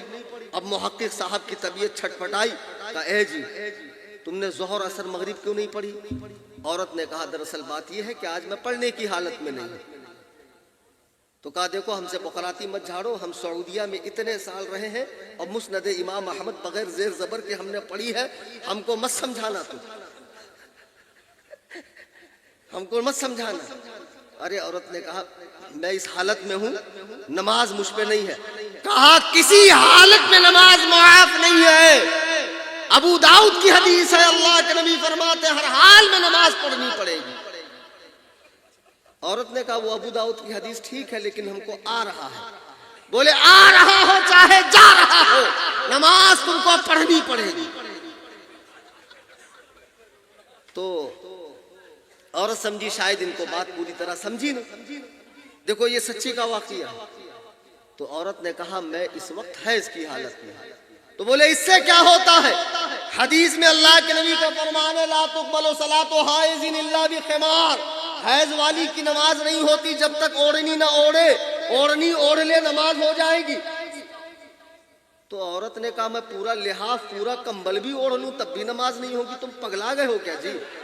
تم کیسے ہم کو نماز پڑھنے بول رہے ہو؟ بولے وہ کچھ نہیں، یہاں رہنا ہے تو متبع ہے، قرآن و سنت بننا پڑے گا، اور وہ جہالت اور تقلیدانہ ذہنیت رکھنا ہو تو نکلو یہاں سے، جب تک تقلید کی زنجیر توڑ کر نہیں توڑوں گی نہیں میرے پاس مت آنا۔ اب عورت بھی پریشان، آج تک تو یہی مسئلہ سنی تھی، اب یہ تو حدیث دکھا رہا، وہ بھی عربی میں پڑھ کے سنا رہا، کیا صحیح ہے کیا غلط ہے؟ عورت مائکے آ گئی، اب پانی بھرتے بھرتے سہیلیوں سے کہا ایک ٹھو مسئلہ بتاؤ تو۔ کہا کیا؟ بولے تو کہا ایسا ایسا مسئلہ۔ عورتوں نے کہا دیکھو ہم تو لیپنا پوتنا کھانا بنانا یہ سب جانتی ہے، اب حدیث کا بات ہے وہ تو مفتی کلیم جانتے ہیں نا، تو ان سے زیادہ تو ہم کو حدیث قرآن نہیں آتا۔ بولے انہی کے پاس چلو۔ بولے مسئلہ تو مجھے بھی پتا ہے نہیں، لیکن میرا شوہر سعودیہ سے پتہ نہیں کون کتاب پڑھ کے آیا، عربی میں بولتا ہے کہ ایسی حالت میں اوڑھنی اوڑھ لو نماز ہو جائے گی۔ تو لوگوں نے کہا ایک کام کرو، اس کا حل جو ہے وہیں پر مفت دماغی علاج کرتے ہیں، پیسہ بھی نہیں لیتے، اور جتنے بھی اڑیل سڑیل قسم کے ہیں جن کا پہلا مالا خالی ہے یا گوبر بھرا ہے نکال کر بھیجا گھسا دیتے، وہی ہے کلیم حنفی صاحب۔ اب آئے کلیم حنفی کے پاس، تو میں نے کہا کیا ہوا؟ بولے ایسی ایسی بات ہے۔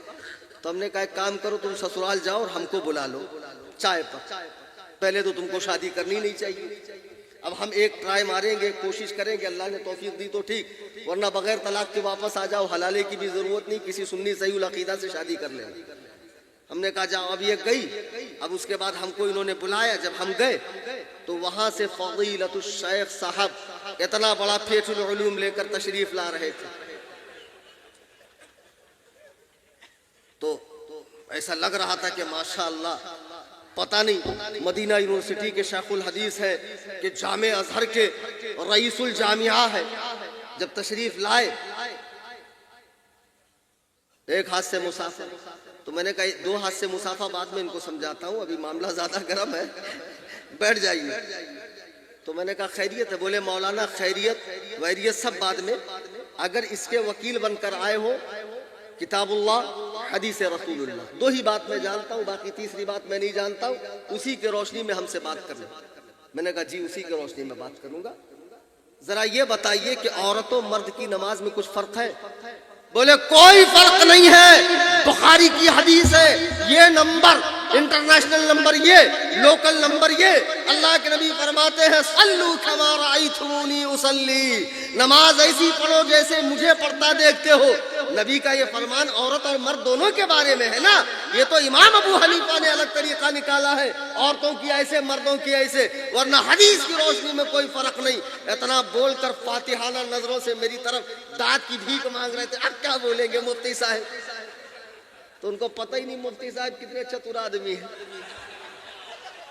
ہم نے کہا ماشاءاللہ ماشاءاللہ آپ تو بہت اچھی حدیث بولتے۔ بولے اتنے سال سعودیہ میں رہا ہوں اور گلا صاف کرنے میں اتنا وقت لگا ہے مجھ کو۔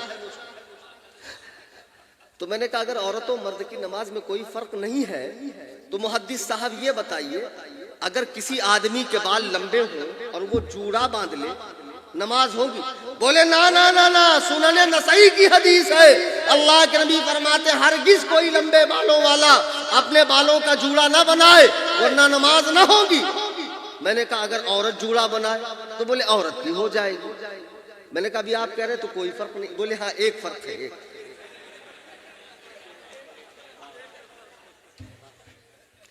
میں نے کہا اچھا مرد اگر ٹوپی نہ پہنے تو نماز ہوگی؟ بالکل ہو جائے گی، اس کی تو کئی احادیث ہے، فلانا یہ نمبر فلانا۔ میں نے کہا نمبر رہنے دو، نمبر رہنے دو، ہم خود محدث آدمی، ہم کو کہاں تم نمبر بتا رہے ہو یار؟ اور میں نے کہا اگر عورت بغیر دوپٹے کے پڑے، نا نا نا نا نا، اس کا اتنا پتلا دوپٹہ ہو کہ بالوں کی سیاہی نظر آئے تو اس کی نماز نہیں ہوگی، بغیر دوپٹے کے کیسے ہوگی؟ تو میں نے کہا ابھی تو آپ کہہ رہے تو کوئی فرق نہیں. بولے نہیں مفتی صاحب یہ 2 فرق ہے. اب ان کو کئی فرق میں گنواتا گیا تو اس کے بعد نرم ہوئے فضیلت الشیخ صاحب. پھر میں نے کہا وہ سب چھوڑو، آپ بیوی کو اس حالت میں نماز کے لیے کیوں کہتے ہو؟ بولے حضرت میں کیا غلط کہتا ہوں، رکیے ابھی میں حدیث لے کر آتا ہوں. اندر گئے، ابو داؤد لائے. تو میں نے ان سے پوچھا حدیث آج سے ہے؟ نہیں، بولے حدیث تو 1500 سال سے. تو میں نے کہا عورتیں آج سے ہیں؟ بولے عورتیں بھی 1500 سال سے. تو میں نے کہا 1500 سال میں نبی نے، صحابہ نے، تابعین نے، تبع تابعین نے، اولیاء امت نے، صلحاء نے، مفسرین نے، محدثین نے، علماء ربانیین نے، کسی نے نہیں سمجھا ڈائریکٹ نبی کا تم کو کوئی کال وال آیا تھا کہ اس حدیث کا یہ مطلب ہے جو تم سمجھے ہو؟ تو بولے حضور اس کا کیا مطلب ہے حائزن الا بخمار، کہ بغیر دوپٹے کے نماز نہیں ہوتی حیض والی کی؟ ارے میں نے کہا گدہ الذی، یہاں لغوی معنی مراد نہیں ہے. لغت میں کہتے ہیں حائزن بمعنی جسے حیض آ رہا ہو. حدیث میں لغوی معنی مراد نہیں ہے. حدیث کا مطلب یہ ہے کہ بچی جو 9 سال کے پہلے کی ہے، بالغ نہیں ہے، وہ نماز بغیر دوپٹے کے پڑھیں گی تو چل جائے گا، لیکن 9 کے بعد وہ بالغ ہوتی ہے. اور بالغ اسے اس حالت میں وہ بالغ ہوتی ہے جب اسے مہینہ شروع ہو جائے. تو اب جب مہینہ شروع ہو گیا تو وہ بالغ ہو گئی، تو یہ جوان ہو گئی. اس جوان لڑکی کی نماز بغیر دوپٹے کے نہیں ہوتی. یہاں حائزن بمعنی بالغتن ہے. تم کو حدیث سمجھ میں آتی ہے؟ بولے حضور یہ تو بہت بڑا غلطی ہو گیا ہم سے. تو میں نے کہا بیٹے ایسے ہی غلطی کر کر کے خود سے حدیث قرآن سمجھ کے تم لوگ اپنا بیڑا غرق کر رہے ہو. اللہ کے لیے اپنے حال پر رحم کھاؤ. خدا کی قسم مجھے بتاؤ اے جلوہ پاڑا کے مسلمانوں، اسی ہندوستان میں جب اسلام آیا، صحابہ کرام لائے نا کیرلا سے، پھر مسعود سالار غازی لائے، غریب نواز لائے، بادشاہ نے اسلام لائے، صوفیہ لائے، علماء لائے. تو جتنے لوگ اسلام لے کر آئے وہ کوئی نہ کوئی تقلیدی مذہب لے کر آئے، فقہی مذہب لے کر آئے کہ نہیں آئے؟ ہندوستان میں اسلام لانے والے حنفی، اسلام پھیلانے والے حنفی، اسلام کی اشاعت کرنے والے حنفی، حدیث کی شرحیں لکھنے والے حنفی، مدارس بنانے والے حنفی، قرآن کی اشاعت کرنے والے حنفی. اسی ہندوستان میں 500 علماء نے مل کر ایک کتاب لکھی فتاوی عالمگیری، جو دنیا کے ہر اسلامی کورٹ کے اندر فتاوی رضویہ اور فتاوی عالمگیری یہ 2 کتابیں رکھی جاتی ہے. مجھے بتاؤ جس زمانے میں بادشاہ اورنگزیب نے 500 علماء سے یہ فقہ کی کتاب لکھوائی، اس وقت اس کے رد میں کسی نے کوئی رسالہ، کوئی پامپلیٹ، کوئی کتاب نکالی؟ یعنی اس وقت بھی ان کا وجود نہیں تھا. غور کر رہے ہیں کہ نہیں آپ؟ اس وقت بھی ان کا وجود نہیں تھا. یہ انگریز کا منحوس قدم پڑنے کے بعد یہ گروہ ناپاک پیدا ہوا، اور گروہ ناپاک پیدا ہونے کے بعد بڑے بڑے اماموں پر بھونک رہا ہے، ہاتھ صاف کر رہا ہے. جیسے رافضی صحابہ پر بھونک رہے، مولائی صحابہ پر بھونک رہے، ویسے یہ غیر مقلد لونڈے بڑے بڑے امام، خاص طور سے امام اعظم ابو حنیفہ پر بھونک رہے. میں ایک چھوٹی سی بات بتا کر اپنی بات ختم کر دوں. ابھی آپ فجر میں جائیں مسجد میں، مولانا معین الدین کی اقتداء کریں. ابھی یہ حالت قیام میں ہے، آپ کو خیال آ گیا، اچانک قرآن کی آیت یاد آ گئی، فاستبقوا الخیرات، نیکی میں آگے بڑھو.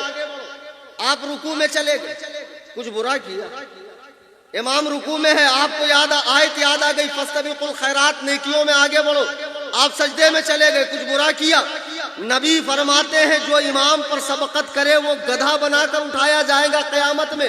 میں سوچ رہا ہوں یا اللہ، جس کو اڑیسہ سے بلا کر محلے والوں نے امام بنایا ہو اور جس کی امامت پر ہر وقت تلوار لٹک رہی ہے، پتہ نہیں کب فارغ کر دیا جائے. نکاح نہیں پڑھایا فلانے کا، آؤٹ. فلانے کا جنازہ نہیں پڑھایا، آؤٹ. فلانے سے کیوں ملا، آؤٹ. جس کی امامت پر تلوار لٹک رہی ہو، جو تنخواہ دار امام ہو، جسے محلے والوں نے امام بنایا ہو، اس کی مخالفت کرنے والے کو اللہ قیامت میں اللہ گدھا بنائے گا. جس امام اعظم ابو حنیفہ کو امت کے تمام بڑے بڑے اولیاء نے اجماعاً امام بنایا ہو، جس کو رسول اللہ نے امام بنایا ہو، کہ جب آپ قبر انور پر گئے سلام عرض کیا، اے رسولوں کے سردار آپ پر سلام ہو، قبر انور سے جواب آتا ہے اے مسلمانوں کے امام تجھ پر بھی سلام ہو۔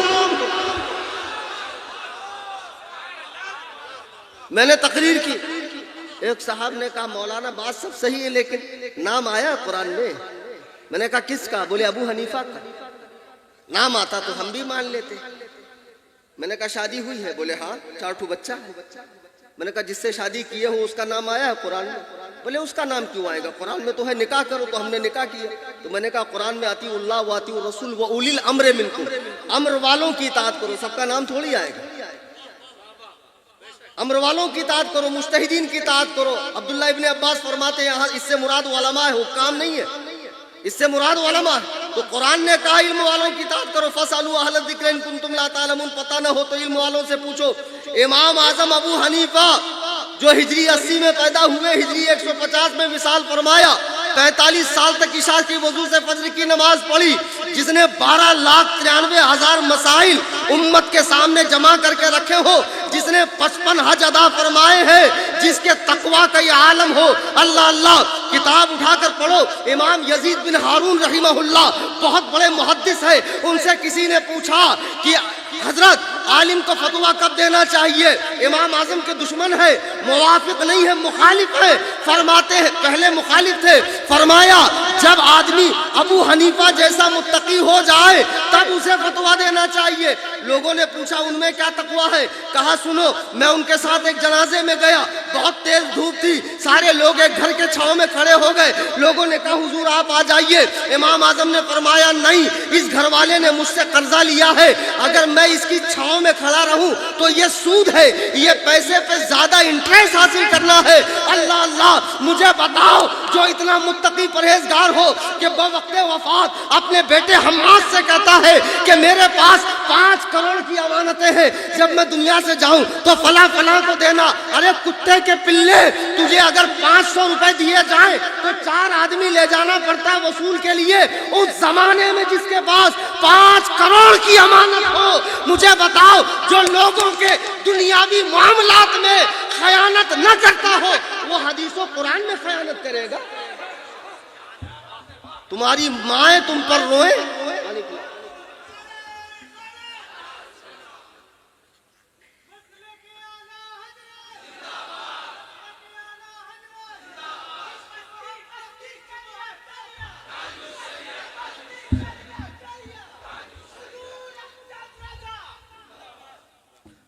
جو دنیاوی معاملات میں خیانت نہ کرتا ہو وہ حدیث و قرآن میں خیانت کرے گا۔ شرافت سے رہو، حساب میں رہو، سنی ہو سنی بن کر رہو، صحابہ اہل بیت پاک کا ادب کرو، نہ خارجیوں کی طرح اہل بیت پاک سے بغض رکھو، نہ رافضیوں کی طرح صحابہ سے بغض رکھو، نہ غیر مقلدین کی طرح ائمہ اربعہ سے بغض رکھو، خاص طور سے امام اعظم ابو حنیفہ۔ آج کنفرم کر لو ہماری پہچان محمدی، سنی، حنفی، یہ ہماری پہچان ہے۔ محمدی، سنی، حنفی، بڑے حنفی تو دیوبندی بھی بنتے ہیں، وہ حنفی نہیں منفی ہے۔ ہاں ان کی حنفیت سے ہمیں کیا لینا، جو محمدی نہ ہو تو حنفی بن کر کریں کیا؟ ٹھیک ہے، یہ ہماری پہچان ہے۔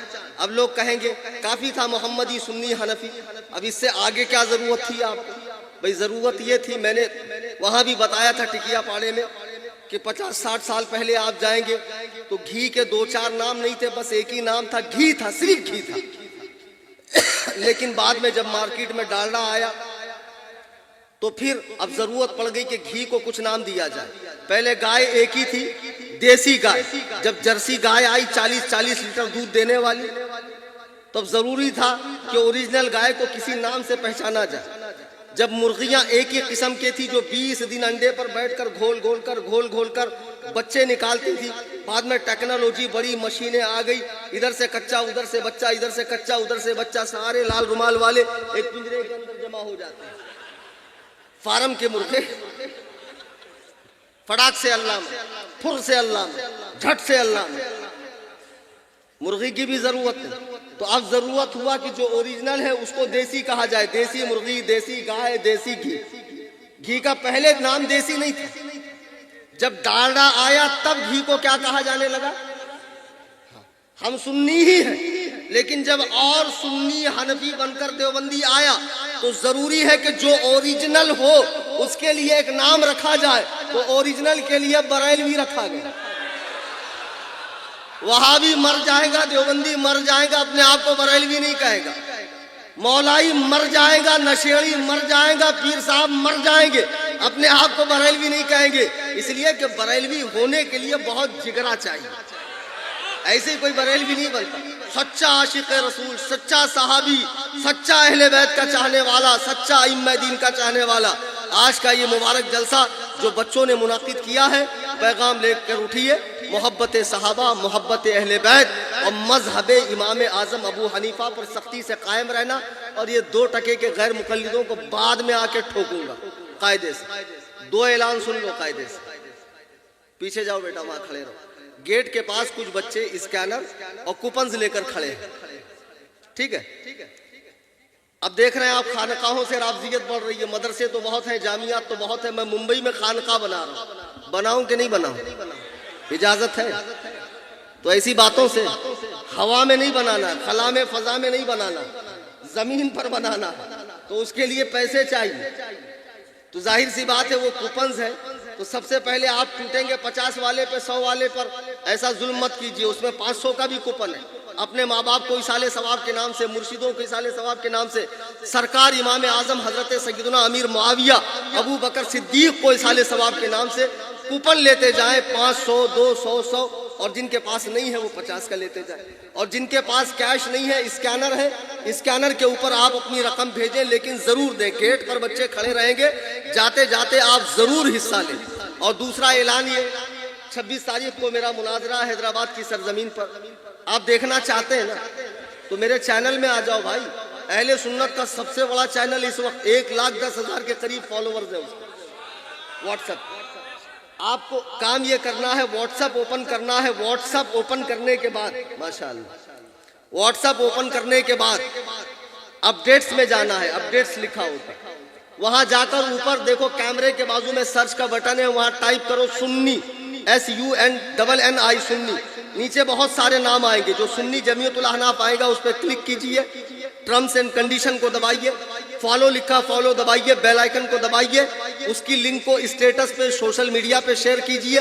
इस चैनल से हर सुन्नी को जोड़िए। अभी रद्दे देवबंदिया शुरू है, फिर अहले हदीसों का मैं अलिफ बे से जो शुरू करूंगा तो यहाँ तक लेकर जाऊंगा। और जितना मैं ठोकता हूँ इन गैर मुकल्लिदों को शायद ही कोई ठोके। तो चैनल से जुड़ जाइए और जाते जाते खानकाह हनफिया के लिए ताउन कीजिए।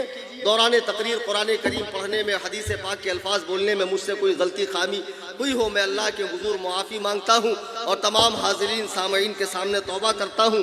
अस्तग़फिरुल्लाह रब्बी मिन कुल्लि ज़ंबी व अतूबु इलैह। ला इलाहा इल्लल्लाह मुहम्मदुर रसूलुल्लाह सल्लल्लाहु अलैहि वसल्लम।